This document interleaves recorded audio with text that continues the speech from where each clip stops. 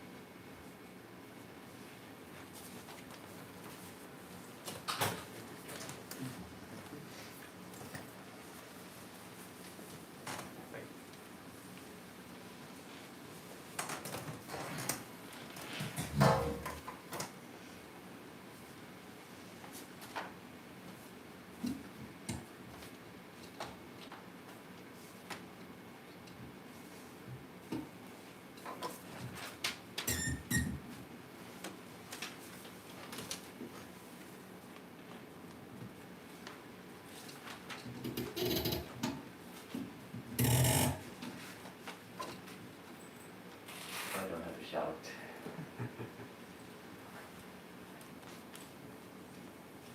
So tonight I thought we can be reading I'm reading from the Gospel of Holy Mother. Last night we read from the Great Master, the night before from the Gospel of Sri Ramakrishna. So tonight we read a little from the Gospel of Holy Mother. And I see some of my old friends, Dijaba, Scott. Nice to see you. Very unfortunate situation we are all in. I said, it's a very unfortunate situation we are all in at the moment, you know. Well, there's difficulties always going to be in life, and we now are forced to hold on all the tighter to Divine Mother, because otherwise, what can we do? It's true, it's a difficult situation, and let us see what. This is one of my. Of course, this book is a collection of reminiscences of the disciples and devotees of the Holy Mother, Sri Sarada Devi, and it's originally, of course, in Bengali.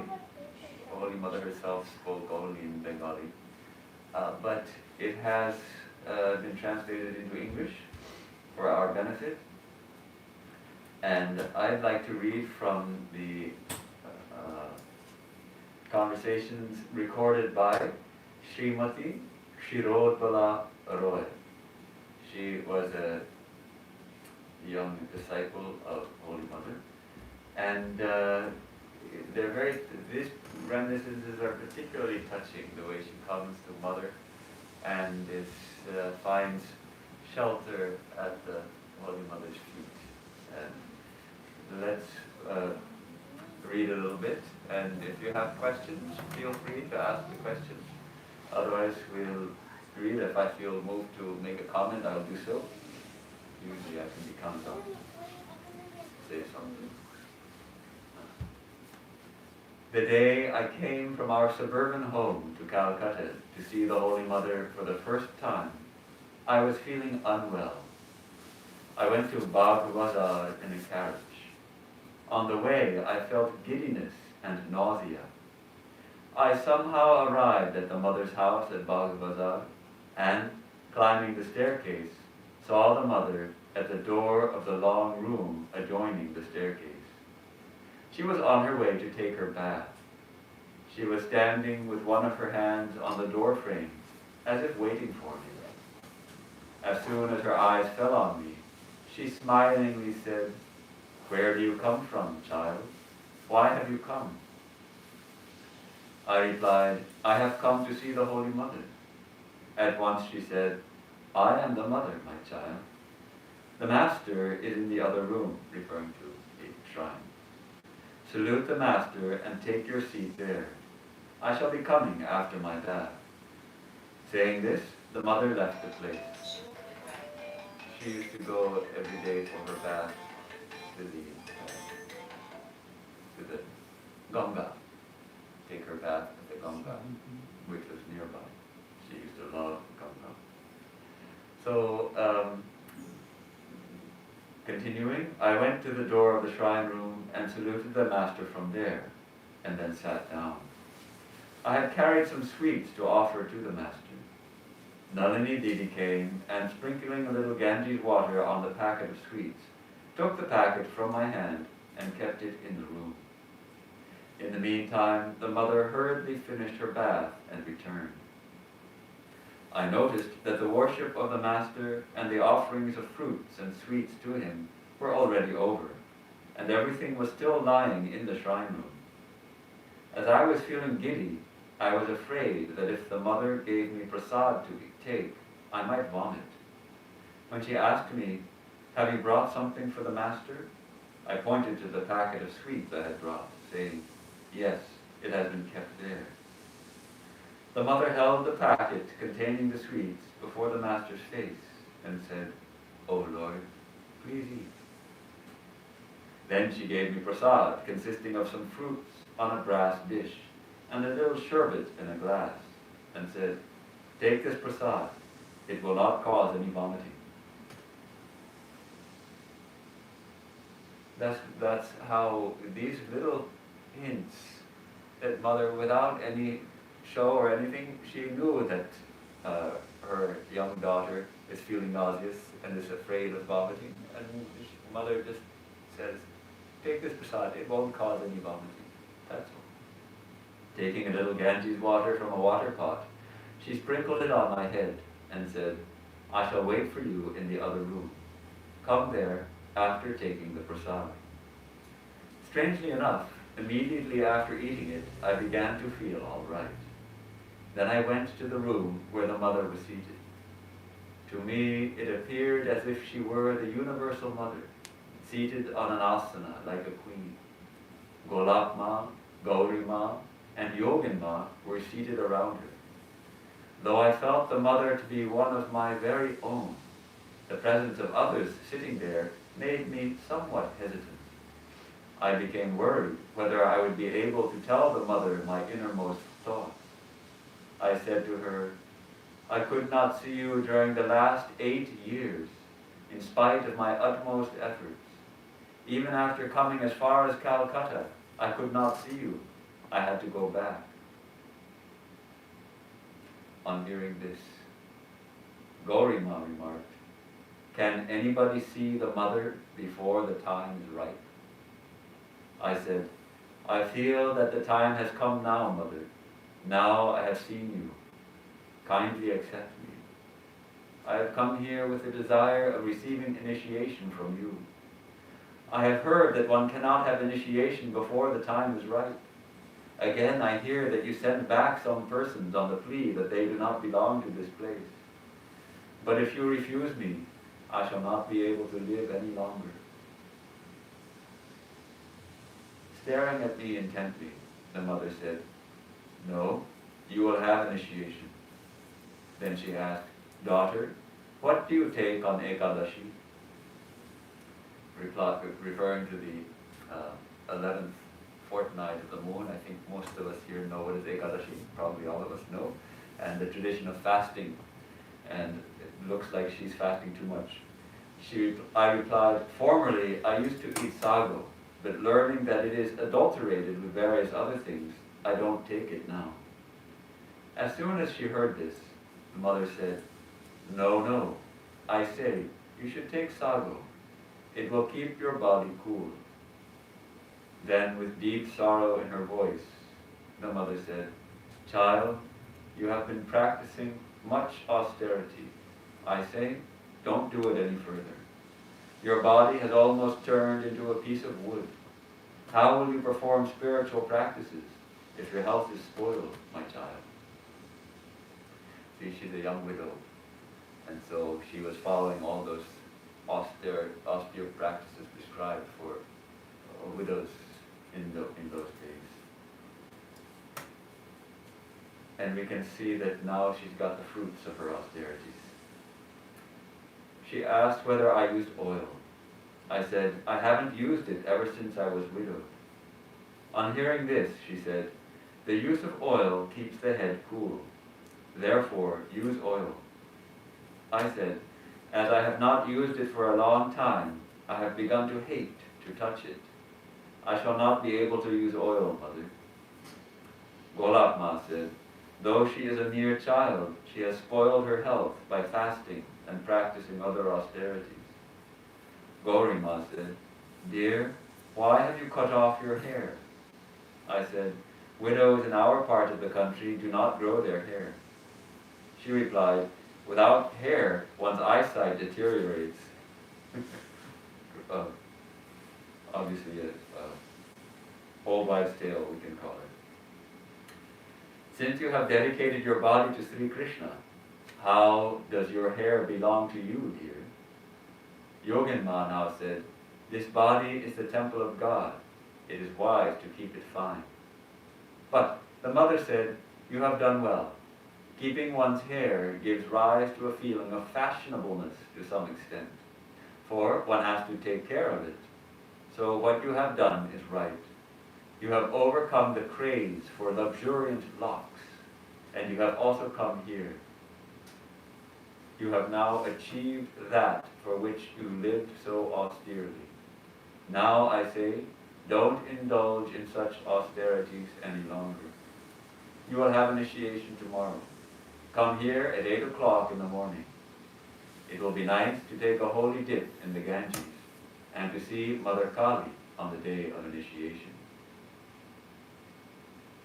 I reflected that in seeing the Holy Mother, I had already seen the Mother Kali, and that I had become pure by touching her holy feet.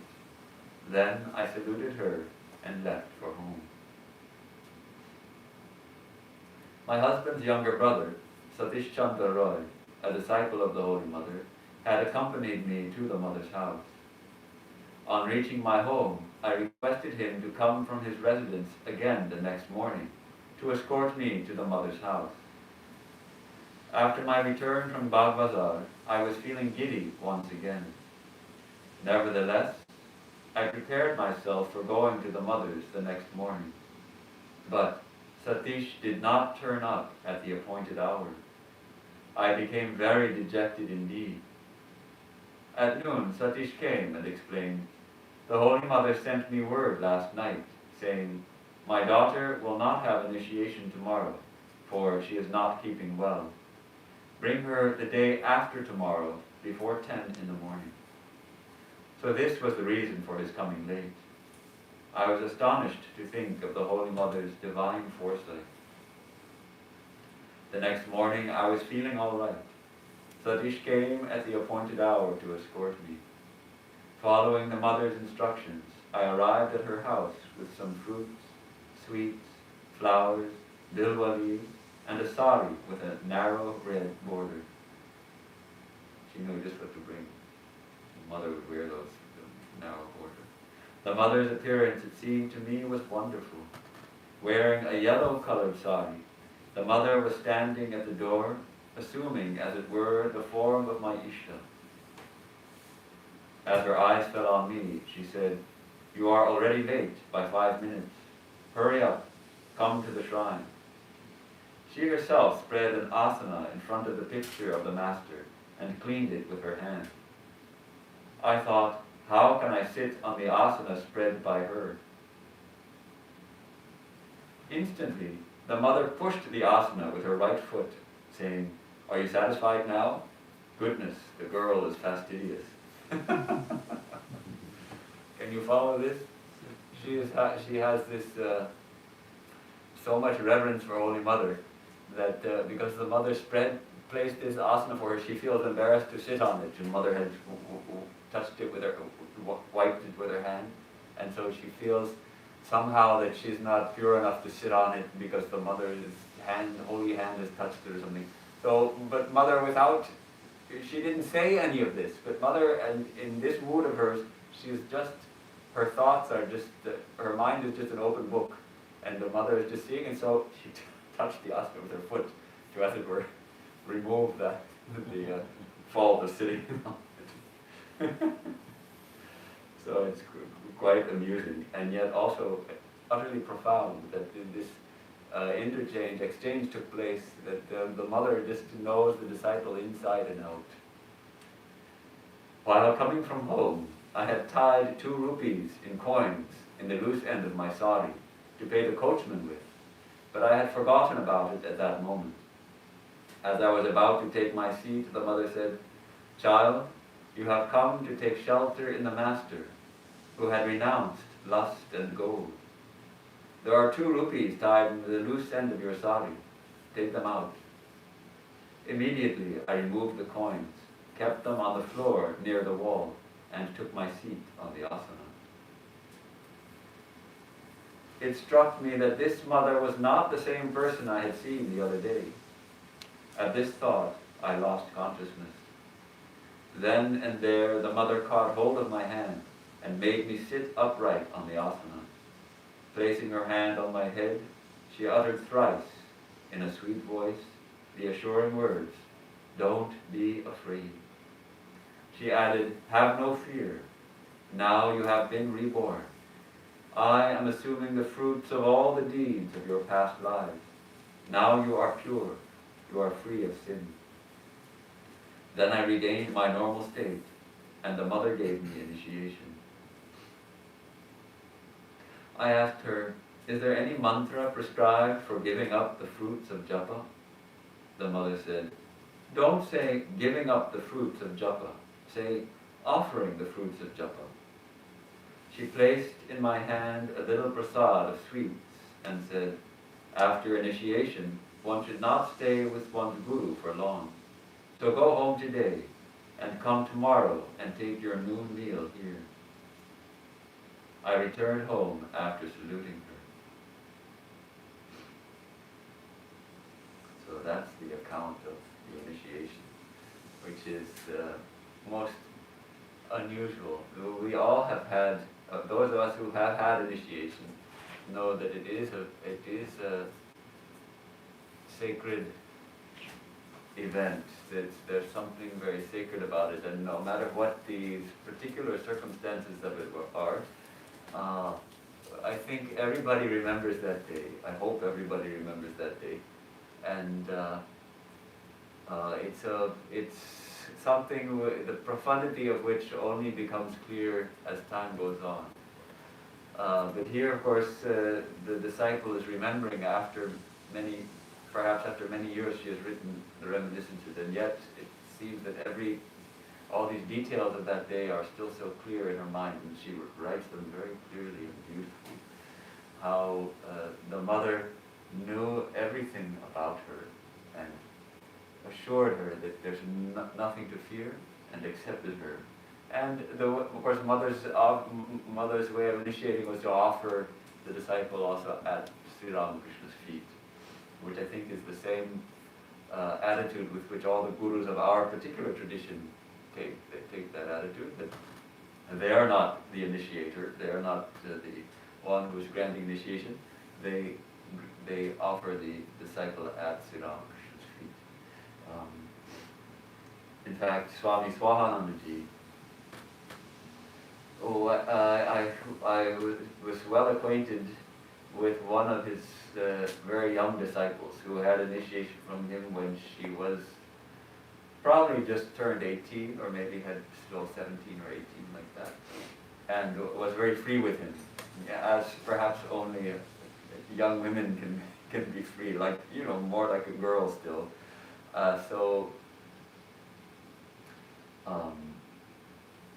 She asked him, is it true that the guru takes all the karma of the disciple? And he said, oh yes, that's true. And she said, Swami, have you done that for me? And he said, oh no, we offer it all to Sri Ramakrishna. So he had that attitude that he's not personally taking, but he is the instrument. So I think all the initiating gurus, they take this attitude. Interesting that she asked about the mantra. In the puja, perhaps you heard me chant that mantra also. There is a mantra for offering the japa. After the worship of, say, when we do the worship, we worship a particular deity. In this case, we offer Sri Ramakrishna. Then we should do a little japa, and then there's this mantra. Guhyati guhya gopapam grihana smatkritam japam siddhir bhavatu me deva tvat prasada maheshwara. So addressing Sri Ramakrishna as the most secret of all secrets, the most profound of all profundities, Guhyati guhya gopapam, most hidden one, you can say. Grihana smatkritam, accept this japa which I have done, and it's a prayer for illumination, for perfection. Siddhir bhavatu, may perfection be for me, in the literal translation. Siddhir bhavatu me deva, O God. Siddhir bhavatu me deva, tvat prasadan maheshwara, by your grace, O Supreme Being. And if you're doing japa of a female deity, then the mantra changes just slightly to Guhyati guhya goptritvam grahana smatkritam devam siddhir bhavatu me devi tat prasadan maheshwari. So it's just, that's the mantra for offering japa. Not for giving up the fruits, but for offering.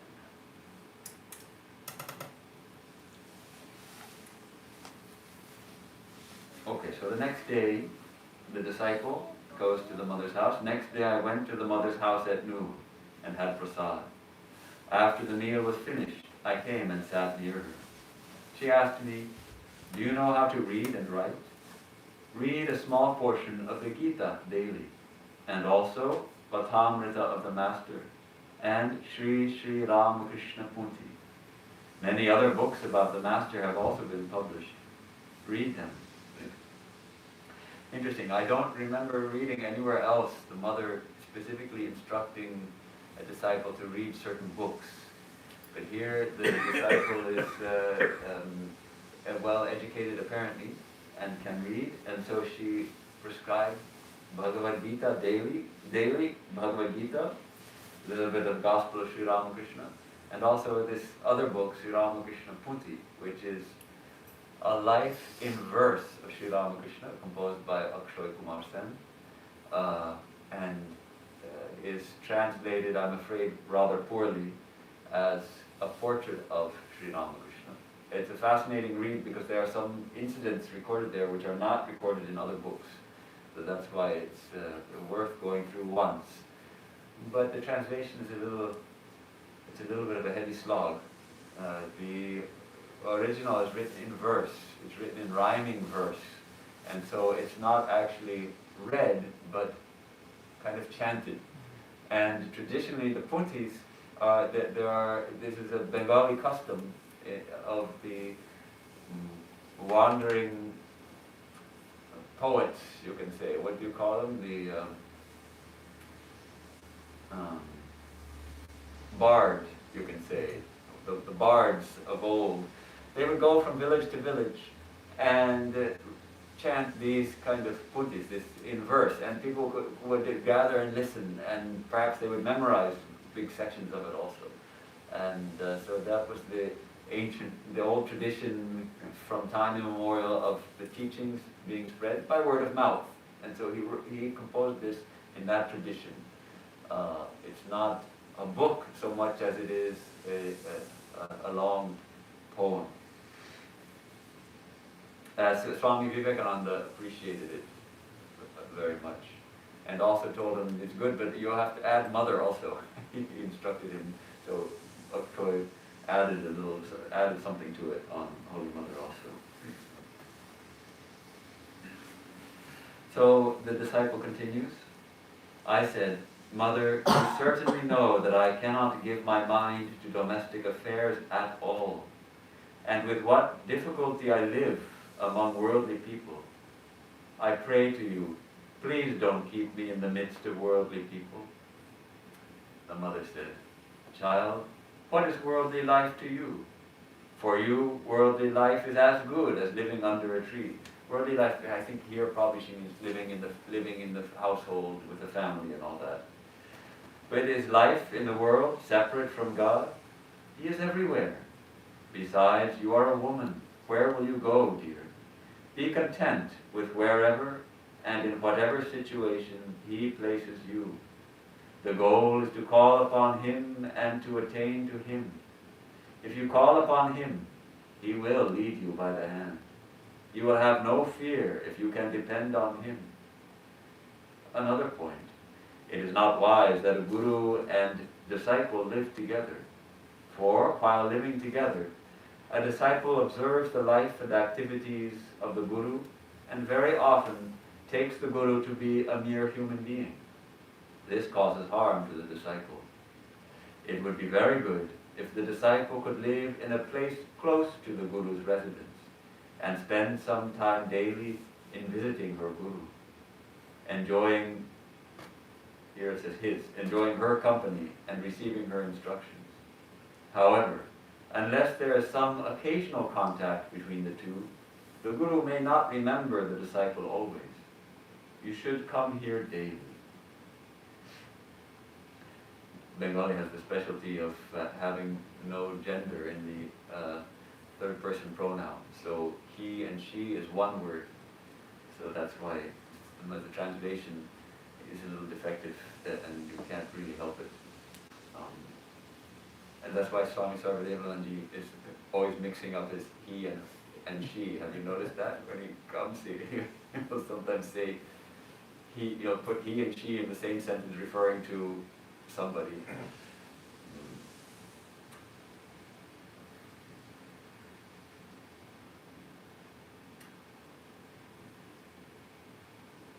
So this doesn't seem to be the case always. And some of her disciples did live with her, but apparently she could see that for this disciple it wouldn't be helpful for her to live with Mother. Oh, when we live with someone, and we all know that we see the defects of someone as well as their merits, and sometimes the defects we see more than the merits, and then it becomes difficult. So here she suggested you live close by and come visit me daily. At these words of the Mother, I could clearly perceive the direction the remaining portion of my life was to take.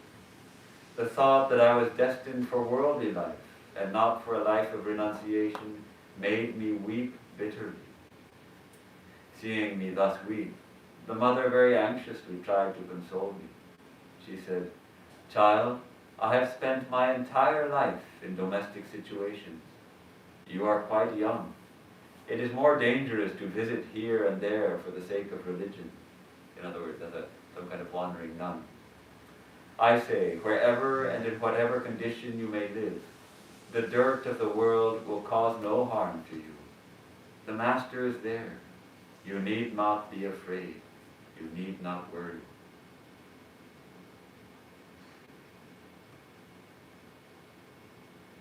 Yeah, the life of a wandering sannyasin or sannyasini, that life now is almost not seen in this world anymore. In India still there are some who have that life of wandering and dependence on the divine. But even our Ramakrishna order monks, we live in monasteries and we get our food from the dining hall generally. We might go sometimes for wandering about, but generally it's a different model of monasticism. But in those days there were no monasteries, hardly any for men and none for women yet, so practically nothing like that. So. But for all of us actually we can't escape the world as long as we're in it. Even monks, we also live in the world. Where we have our monasteries, we have our domestic squabbles in the monastery among the brother monks. You can't escape those. Just as in the family, you have your quarrels with your family members, which is inevitable. We also in the monastery have our quarrels with our fellow monks.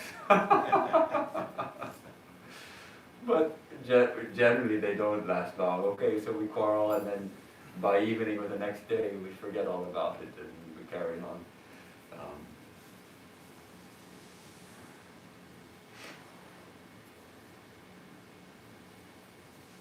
After this, I saluted the Mother and returned home. From that time, I used to go to the Mother almost daily, usually in the afternoon, and return before dusk. She had given me the necessary instructions for my spiritual practices, and she had also advised me to get any doubt or question resolved by her. But the very sight of the Mother used to fill my heart with joy. I felt that I had achieved everything, that everything had been accomplished, and that I had nothing else to ask for. To me, the Mother was no other than the universal Mother in all her glory, and my chosen deity, who was present before me as Guru. What else could I expect to receive? This thought gave me unbounded joy. Never did I ask the Mother any questions. I was content with whatever she said on her own. How fortunate she is. How fortunate she was and is to have this understanding of Mother. She could recognize Mother. She had led a very austere life of yearning.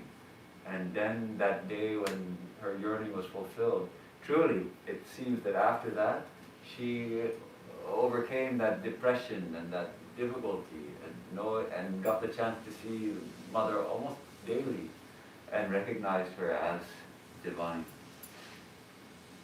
One day I said to her, "Mother, you are the indweller. You know everything. Still, I emphatically say that I very much detest and fear the ways of worldly people. I have no family, house, or wealth, and I shall never ask you for any of these things. You are aware of my heart's desire. Please grant me that, and keep me away from worldly people." Saying this, I wept bitterly. In reply, the mother consoled me with simple words, just as a mother comforts her small child. And I forgot my worries and floated on an ocean of joy. At times the mother would say, "The master used to say, 'Don't jump into the ocean of Maya, for you may be eaten up by sharks and crocodiles.' But why should you worry? You have the master with you." So it seems she was probably serving in her in-laws' home or else in her own family home. It's not quite clear. Maybe it comes up later. But she had no family of her own, no children of her own. And clearly she held on as tightly as she could to Holy Mother and did her duties as best she could. It's a model actually for all of us. We have our various duties, some of which we like to do and some of which we don't like to do, but some of them we have to do. So, and we in the monastery also have duties we have to do that we don't necessarily like to do. So the more we can hold on to Sri Ram Krishna or Holy Mother, the more easy they actually become. The Holy Mother lived a life very much hidden from public view, and she made me do the same. I saw women devotees mostly. I hardly saw the monks of the Belur Mutt. But even by seeing the Mother alone, I felt that I had seen all that was worth seeing in the universe. Now I think that she had accepted me only because I had such an attitude. The Mother used to say only this much: "Be content in all circumstances and take His name." Be content in all circumstances and take His name. Well, it's difficult to be content in all circumstances, no doubt. And the more difficult the circumstances are, the harder it is to be content. But it's a certain thing we can cultivate consciously. And clearly Mother has instructed the disciple to do that. And so be content and take His name. Actually, by taking His name, it's really the only way it becomes possible to become content. If we can take the name and really get absorbed in it. We can get absorbed in the holy name. Then, wherever we are, the name is with us, and even unpleasant circumstances, we can remain content. One day, Sudhira Didi, she was involved with the Sister Nivedita school. One day, Sudhira Didi brought some girls of the Sister Nivedita girls' school to the Mother. One of them said to her, "Mother, why do you not please allow Kshirod Didi to stay with us?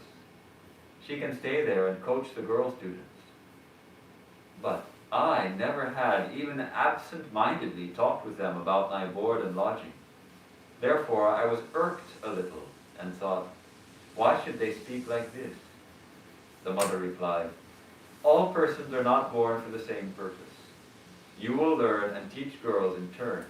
This is your purpose. But Kshirod is not meant for this.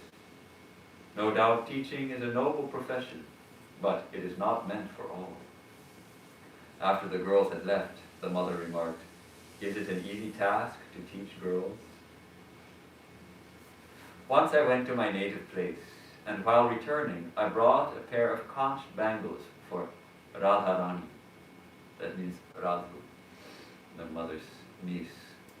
But when I tried to put them on her wrists, I found that they were too small. Radhu couldn't wear them at all, and she broke into tears. It brought tears to my eyes, too. I thought, with so much hope I brought them, but Radhu can't wear them. Nalini Didi, Sarala Didi, Radhu and I were discussing the matter quietly, when the mother, who was then in the shrine room, called Radhu and said, "All of you come here." When we went to her, she asked, "What's the matter?" Radhu said, weeping, "This sister has brought for me such a beautiful pair of conch bangles, but I am unable to wear them. They are too small." Instantly the mother said, "What do you say? My daughter has brought the conch bangles and they do not fit you? You should have come to me first. Come, let me see why they don't fit." Saying this, the mother put them on Radhu's wrists in 5 minutes. This made us all surprised. Radhu, her eyes still brimming with tears, now broke into a smile. The mother said to her, "Now you have a beautiful pair of conch bangles. Go and make pranam to the master, to me, and also to my daughter." Means Kshiro. As she uttered this, I felt my heart palpitating. I thought, Mother has never asked me about the locality of my home, my caste, or my relatives. I said, "Mother, I belong to the Kayastha caste. Why should Radha make pranam to me?" The mother bit her tongue and said, "Don't say this. Don't I know whether you are a Brahmana or a Kayastha woman? You have stayed here so long. Are you a Kayastha still?" Saying this, she told Radhu, "Go and salute your elder sister." Immediately, Radhu made pranam to Sri Ramakrishna, to the Holy Mother, and then to me. I returned her salutation. The mother laughed heartily and said, "So, you returned the salute." But the situation made me feel uncomfortable, and so I remained speechless. I will admit that these kind of things are difficult for me to understand, not having grown up with that consciousness of caste, and I know it's reducing in India, but it's still there. And I did see some evidence of it when I was in India. But it's such a deep-rooted feeling that if you're which level you are, you cannot accept a salute from someone who's of a higher level than you. And Sri Ramakrishna and Holy Mother really broke this in their circle by affirming that the devotees form one caste, as it were. So among the devotees of God, there can be no distinction of higher and lower. And the Vaishnavas also, is the Vaishnava tradition as established by Sri Chaitanya in Bengal, they also have this tradition, which I hope they follow, and it's really the right attitude.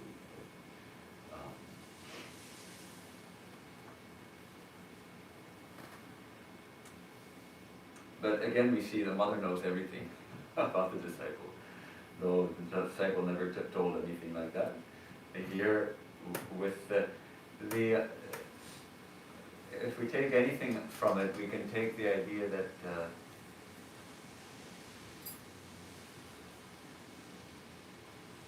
actually we're all called to be dedicated fully to the divine.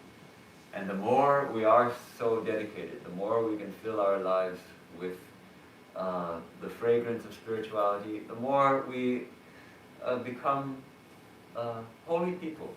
We're all the devotees are holy people, all beings are holy people.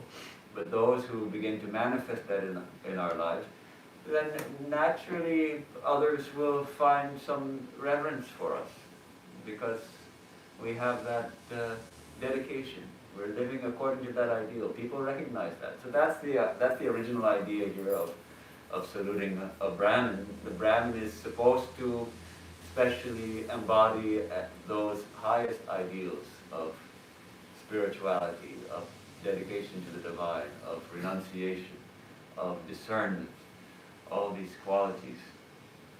Now, because it became a hereditary thing, we find that it's not necessarily the case that someone who's called a Brahmin will have any of those qualities, and that people who are not called Brahmin will not have those qualities. It's become completely unhinged from these things. So, but the original idea is that we're called to be dedicated to God, and those who are the more dedicated we are, the more we are, as it were, manifesting Brahminical qualities.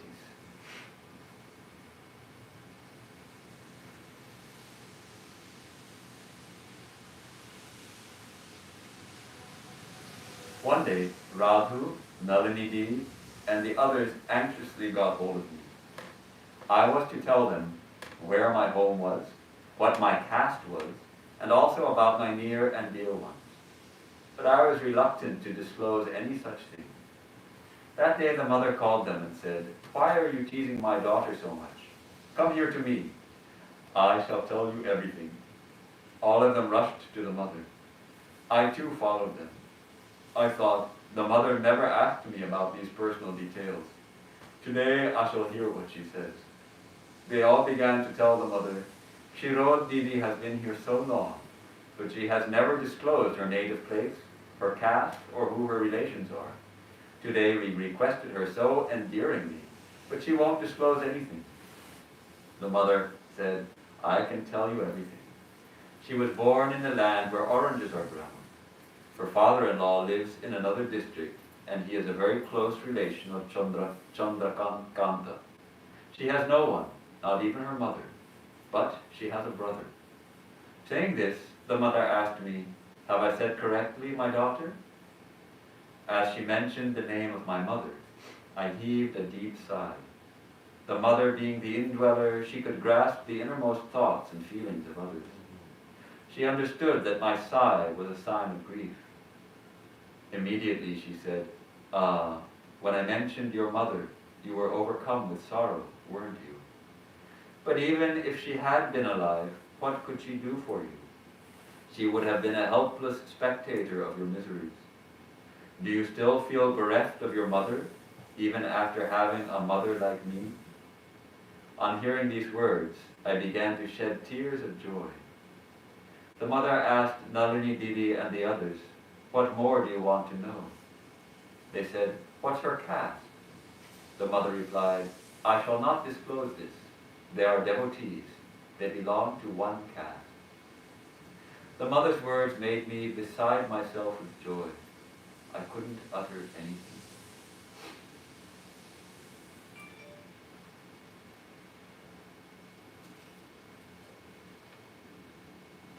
Well, there's one more. Are you game for a little more? This next story goes on for a couple of pages, but it's quite an interesting adventure she goes on. On a Kali Puja day, I went to see the Holy Mother in the evening. The mother's house was very crowded on that day. On my way, Kali Puja, no? So many people understanding her to be divine, embodiment of Divine Mother. So the house is very crowded. On my way, I bought 5 champak flowers for 50 paisa. With much difficulty, I could offer those flowers at the holy feet of the mother. She said, "Today there is a big crowd. You need not stay here. See Sudhira and then go to Gaurudasi's place and talk with her before you return home." Gaurudasi was Gaurima, disciple of Sri Ramakrishna. She was a wandering sannyasini, even before meeting Sri Ramakrishna. And afterwards she also established an ashrama, the first monastic ashrama for women actually, which is still going. I was quite surprised at these words of the mother. Never before had I received such instructions from her. I asked, should I go in a carriage or should I go on foot? Should anyone accompany me or should I go alone? The mother said, "Walk the distance and go alone. Will you remain a minor forever? Now go and come again later." Then, taking the mother's name, I went out at once without any further consideration. See, she's probably never, in those days, young women wouldn't go out alone without accompaniment, no? It was unthinkable. And yet here, the Holy Mother saying, "Go." This is in the evening. We don't know if it's dark yet, but it's going to be dark soon. So, taking the mother's name, I went out at once, without any further consideration. With the mother's assurance, she could do this. Inquiring of passers-by, I reached easily the school, of which Sudhira Didi was the head mistress. She was quite surprised to see me, and asked, "How could you come here in the dark? Why have you come?" I replied, "I don't know the purpose of my visit. I have become because the mother asked me." On hearing this, Sudhira Devi called the resident girls of her school, saying, "Stop your studies and come here. Shirod Didi has come from mother's place. Come and see her." All the girls came and surrounded me. But I wanted to leave, and so I said, "As the mother has directed, I must leave for the Saradeshwari ashrama just now." Sudhira Didi asked, "Should you go alone?" I replied, "The mother's direction was that I should go alone." I set out. As soon as I started walking, a gentleman came out from a room to the rear of the girls' boarding house and followed me. That an unfamiliar man was accompanying me made my heart palpitate. Gauri Ma was of such a strict nature that she was likely to scold me on seeing an unknown man with me. But I didn't speak with him. On arriving at the gate of the Saradeshwari ashrama, so she had already established the ashrama. Arriving at the gate of the Saradeshwari ashrama, I said to the gateman, "Call Maji." Gauri Ma was apparently called Maji. "Tell her that a woman from the mother's house in Bagbazar has come to see her." A little later, Gauri Ma came down with a ghee lamp in one hand and an incense pot containing burning resin in another. As I went to salute her, she said, "Can I accept your pranam today?" She stubbornly refused to accept my pranam. I was amazed at Gauri Ma's waving of light in front of my face, as if she was performing an arati. So she's holding in one hand a ghee lamp, maybe something like this, or with one wick, and in other there's they would burn coconut fiber, and on that we put some resin, right? And it makes a very fragrant, lots of smoke. And so this is also used in puja. And so she comes, it's Kali Puja night, and she won't accept. It seems as if she's in some kind of ecstasy. She's seeing the Divine Mother in all women or something like that. So she came down and she would not permit Shirod to salute her, touching her feet, and she rather waved the light in front of her. So then what happens is interesting. Soon after, the said gentleman moved forward to salute Gauri Ma. Instantly her appearance changed. She asked, "Where do you come from? Where do you live? Why have you come here?" Pointing at me, he said, she had gone to Sudhira Basu's and had mentioned that she was coming to this place. I thought that since I had never met you, I would be able to see you if I accompanied her. That's why I have come. "What's your name?" asked Gauri Ma. On disclosing his identity, I recognized him, for I had heard his name. Gauri Ma said, "I have heard of you. You belong to Sylhet, which is now part of Bangladesh. Since Gauri Ma does not live in Purna, you could have met her anywhere. If you want to see monks, go to the Belur Mutt. What is there in seeing a nun?" The gentleman said, "If I come here on Sunday, can I talk with you, I hope?" Gauri Ma replied, No, my daughters are staying here. I can't meet you here." Hearing this, the gentleman saluted Gauri Ma and left. So she got rid of him. Then Gauri Ma turned towards me and said, "What do you think of the Holy Mother? She is none other than the Empress of Kailash. None should think of her as a human being. The Mother is the Guru of the world, the Mother of the universe. Since you have accepted her as your Guru, what is there to worry about?" Remember, Gauri Ma was present the day that Shirod first came to Holy Mother. Then Gauri Ma talked about the Holy Mother and Sri Ramakrishna for about 2 hours. I remained standing at the doorstep just as when I had come. She too was standing while talking. All of a sudden she caught hold of me and said, "Let's go, we shall worship the Mother." I said, "I didn't have any instruction to go to Bagbazar today once again. Besides, it had become rather late. How shall I return home afterwards?" She said, "Come, I shall tell the Mother." So I went with Gauri Ma. She also took 2 young girls, one of them carrying flowers and bilwa leaves, and another carrying fruits and sweets. She herself was carrying a kamandalu. This is a kamandalu, a little water pot with a handle. People in the street looked at us amazed. As we arrived at the door of the Mother's house, I heard Mother say, Now Gaurdasi has come, making a spectacle in the street. After going there, I realized that Gauri Ma was the last one to worship the mother that day. All others had finished their worship. Gauri Ma worshipped the mother for a long time, as one does in the Kali Puja. The worship was worth seeing indeed. Afterwards, everyone present partook of prasad. Gauri Ma said to the mother, I have brought Shirod here again. She told me that this wasn't your instruction, but I said to her that I would mention it to you. The mother replied approvingly, you have done very well. I spent the night at the mother's house. I shall never forget in this life the joy I experienced on that night.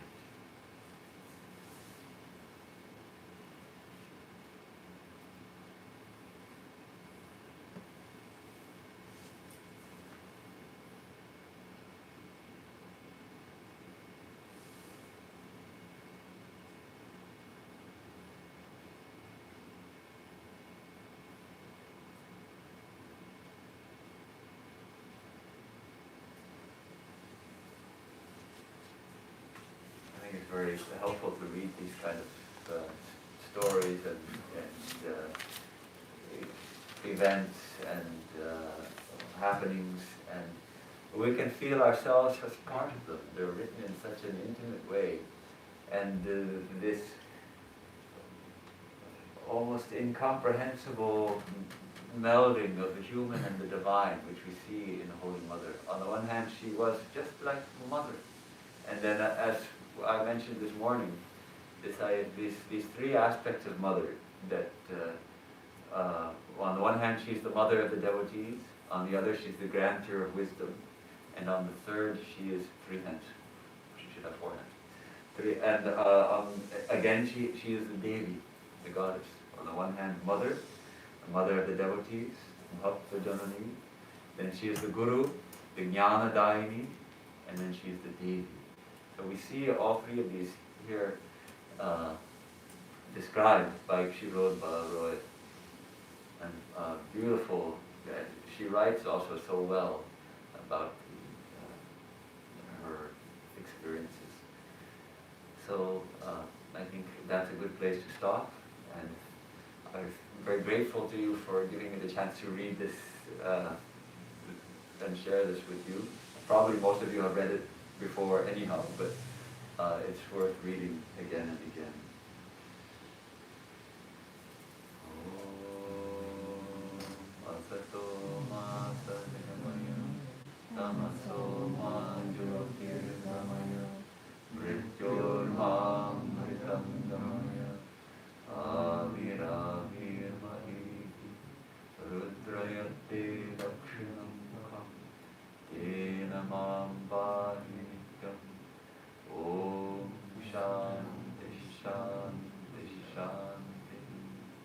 From the unreal, lead us to the real.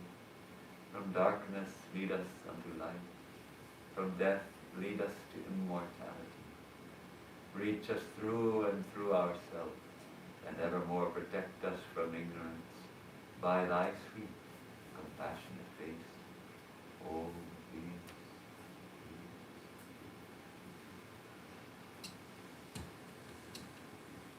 Swamiji, was there a special word in Bengali for Holy Mother, or was it just Ma?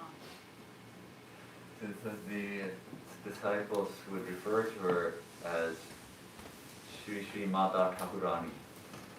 But when they would address her, it was Ma. She would insist on that. Call me Ma, call me Mother.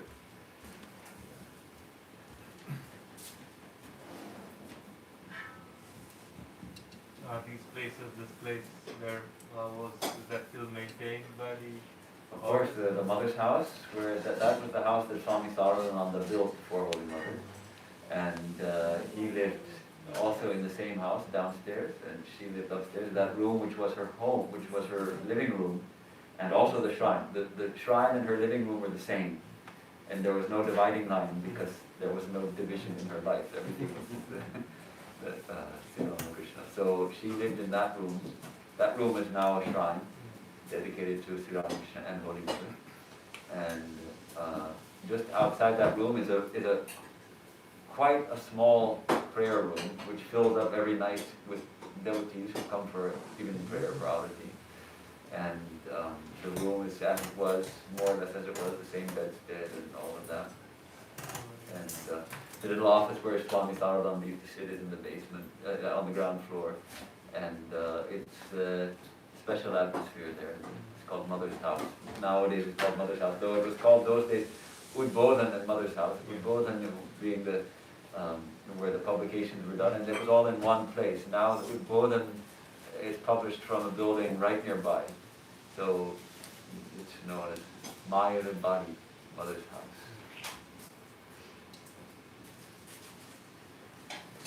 Saradeshwari Ashram is also there. No, I'm not sure if men are allowed to go there. Certainly monks wouldn't be invited to go there.